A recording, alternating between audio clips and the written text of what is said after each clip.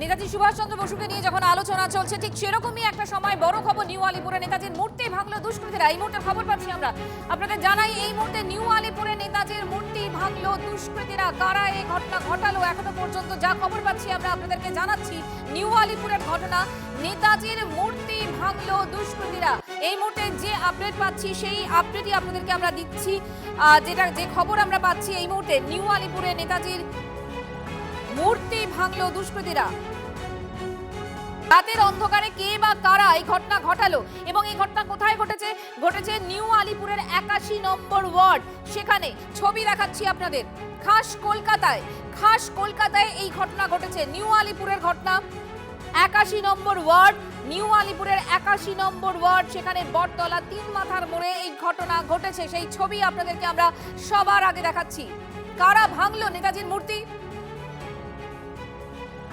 কার এত দুঃসাহস এই ধরনের ঘটনা? সৌভিক আমাদের প্রতিনিধি আমাদের সঙ্গে রয়েছে। এই ঘটনা ঘটেছে এমনটাই তাদের বক্তব্য, কারণ গতকাল রাত্রির বেলা কিন্তু তারা যখন বাড়ি যায় তখন কিন্তু নেতাজির মূর্তি অক্ষত ছিল।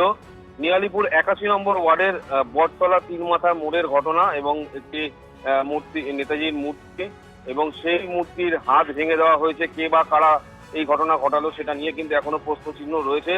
তবে খবর পেয়ে বিজেপি কর্মী সমর্থকেরা তারাও উপস্থিত হন। তারা কিন্তু ইতিমধ্যে লিখিত অভিযোগ দায়ের করেছে।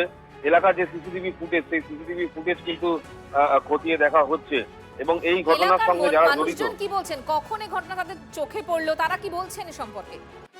দেখো, তারা যেটা জানাচ্ছে যে আজকে সকালবেলায় কিন্তু আজকে তারা এই মূর্তির হাত যে ভেঙে দিয়েছে সেটা কিন্তু তারা দেখতে পায় এবং স্থানীয় মানুষজন, এলাকার সমস্ত লোকেরাই কিন্তু তীব্র বিরোধিতা করছে এবং তারা ক্ষোভে ফুটছে। কারণ নেতাজি মূর্তি ভাঙা এটা কিন্তু একটা অন্যরকম চিত্র। কারণ সাধারণ মানুষ এখানে যারা রয়েছে তারা কিন্তু চাইছে যে বা যারা এই ঘটনা ঘটিয়েছে তাদের যেন দৃষ্টান্তমূলক শাস্তি হয় এবং ইতিমধ্যে কিন্তু লোকাল থানায় অভিযোগ জানানো হয়েছে।